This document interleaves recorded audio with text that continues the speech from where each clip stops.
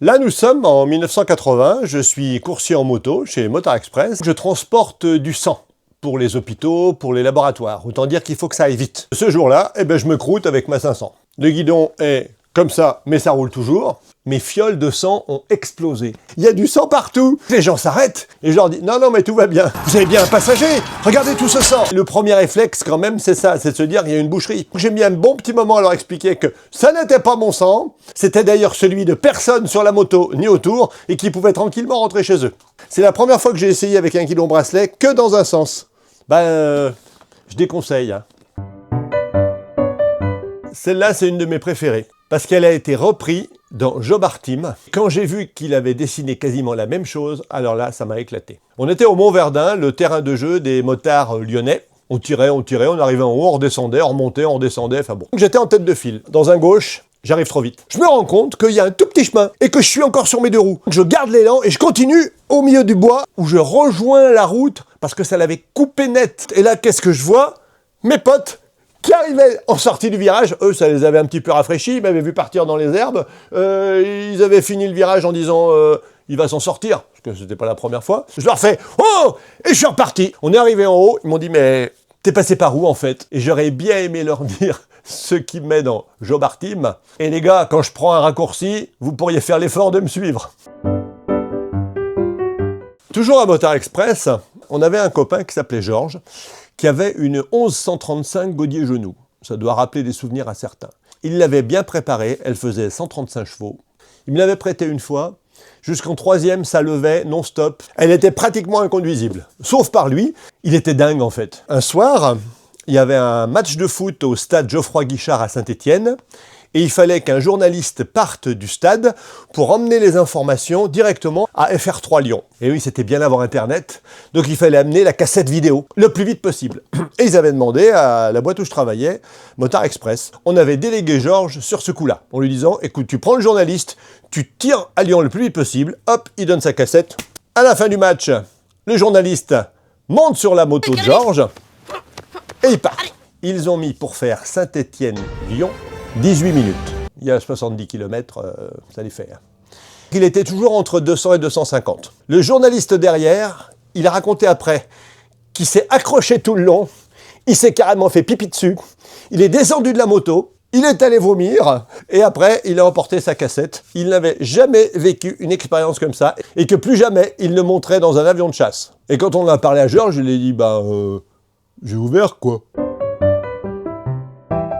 En juillet 1980, j'avais monté un Hugon, une grosse tête de fourche qui existait à ce moment-là. J'étais parti me balader, j'avais pris un bout d'autoroute. Je suis monté un peu plus de 160.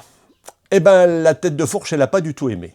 Ça m'a lancé dans un guidonnage, mais un guidonnage de pire en pire, qui était tellement fort que ça m'a cogné les guidons sur le réservoir. Ça m'a éjecté et je me suis retrouvé par terre au milieu de l'autoroute en traversant à plat ventre jusqu'à l'accotement. Ça, on me l'a raconté, hein. Parce que moi, je me souviens que du guidonnage et de m'être retrouvé assis dans l'herbe. Entre les deux, j'ai un grand blanc.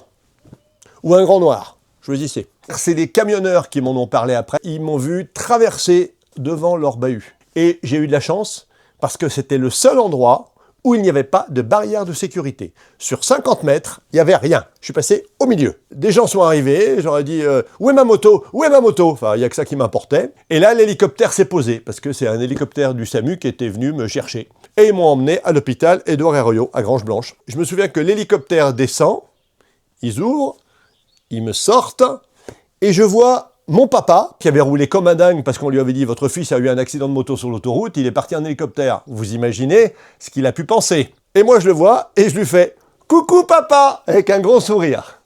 C'est là qu'il est tombé dans les pommes. En réalité, je m'en suis tiré avec une fracture de l'omoplate qui m'a pénalisé pendant une quinzaine de jours. J'avais le bras dans un bandage comme ça, conduisais de la main droite en passant juste les vitesses au pied. Le plus dur, c'était pour démarrer. Ma copine de l'époque n'était pas vraiment d'accord. On est parti en vacances après avec la moto, donc tout allait bien. Un petit coucou d'ailleurs.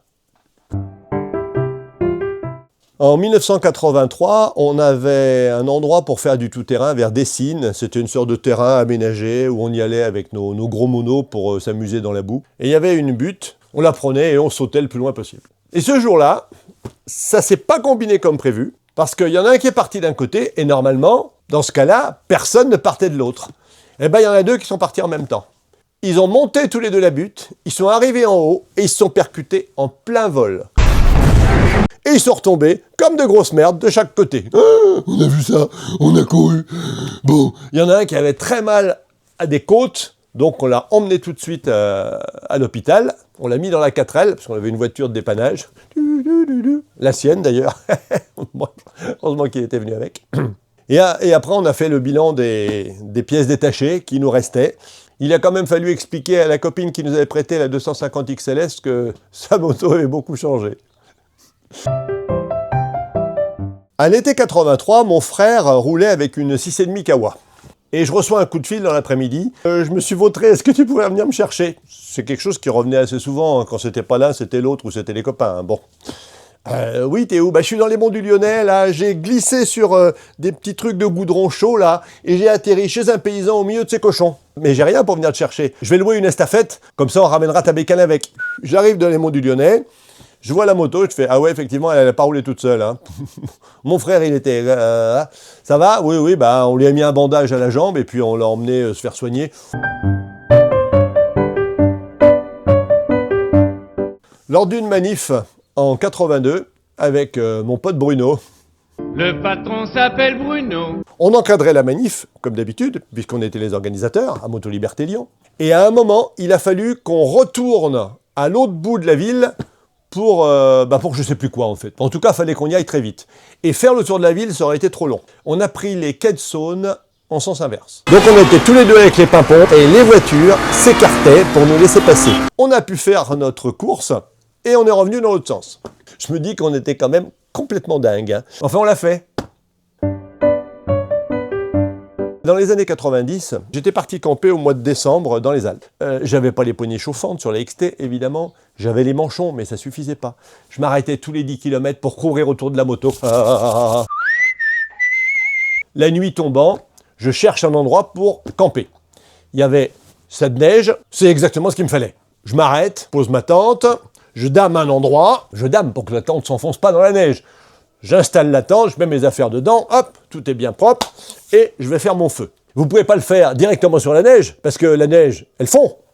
Donc ça éteint le feu. Alors ce qu'il faut, c'est d'abord faire un premier plancher de bois, et par-dessus, vous faites votre feu. Au bout d'un certain temps, j'avais de belles flammes, et là, j'ai vu que le vent emmenait toute la fumée dans la tente. Si je voulais pas que la tente finisse en montgolfière, il fallait la déplacer. Déplace ma tente, j'enlève ce qu'il y a dedans, c'est une tente igloo, pouf, et je la mets de l'autre côté du feu. Ah oui, pas dans le sens du vent. Je prends mes affaires, je les mets dedans. Je remplis ma bouillotte. Oui, j'avais emmené une bouillotte. Je la jette dans ma tente et je me jette aussi pour m'installer dedans.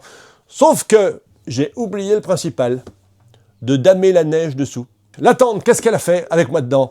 Elle est descendue au fond du trou. La tente s'est repliée sur moi. Je me suis retrouvé au fond, sans comprendre du tout ce qui m'arrivait. J'ai fini par stabiliser comme ça, avec les mains, pour reprendre un petit peu d'espace vital. Je venais, sans le savoir, d'inventer la tente parapluie. Enfin, paraneige.